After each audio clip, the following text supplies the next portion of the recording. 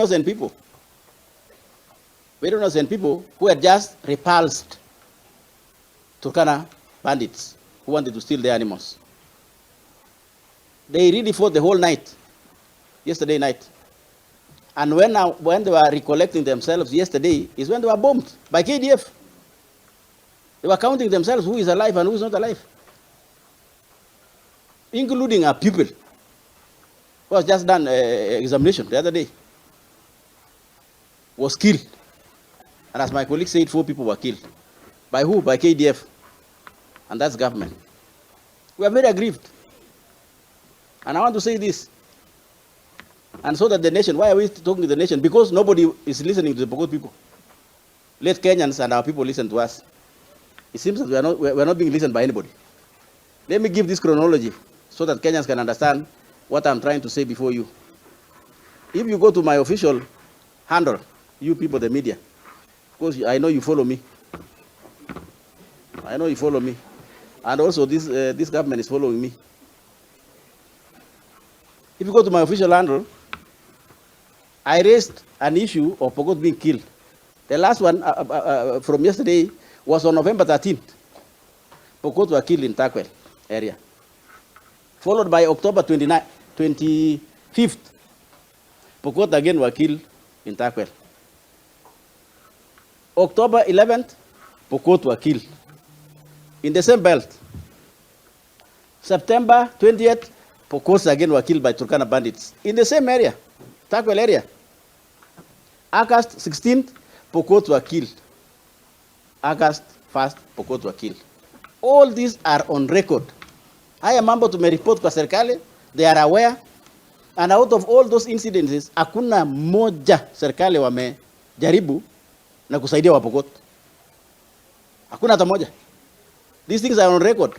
The ministers I'm talking about, that is Honorable Dwale and Honorable Kindiki, are aware. We have even talked to them.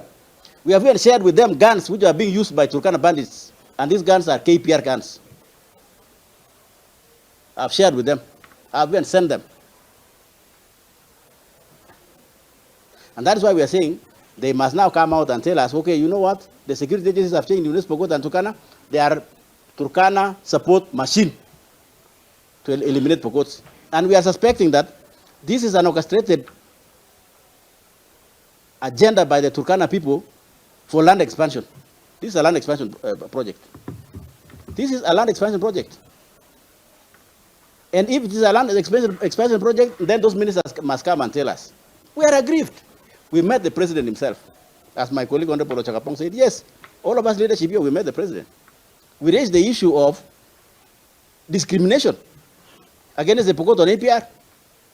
Can you imagine? And the nation is hearing that NPR were given to Turkana, NPR were given to Elgeyo Marakwet, and even Samburu, leaving Pokot in Tiati, leaving Pokot in West Pokot. When you are giving this government guns to Samburu, or Elgeyo Marakwet, or Marakwet, or Turkana, are those toys? No. They were aimed at killing the Pokot people. We have raised these issues. The president took up the issue. Before us, he directed Honorable Kindiki to regularize that anomaly to give Pokot NPR. Up to today, 3 weeks, 1 month, nothing. And that is why I'm saying there is something. That is why we are talking. And I will tell the nation and the people who care to listen to us, we will not do press conferences forever and watch our people die. No. Yes. And we will not be intimidated by statements of, or arrests or incitement. When we tutetee, watu wetu, sio kwamba we are inciting. We are saying the truth. I've given you those chronology of events.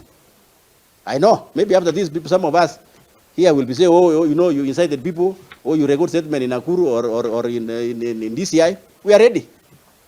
If it is to record statement to protect our people, we are ready. Because we are elected by people, protect people. So who are we going to say? Have we talked in offices? Yes. Have we gone to these offices? Yes. Not up to State House itself. Some of you saw my pictures with the president. Where was I? I know you people are circulating for your own reasons. And I know the reasons. Where were we?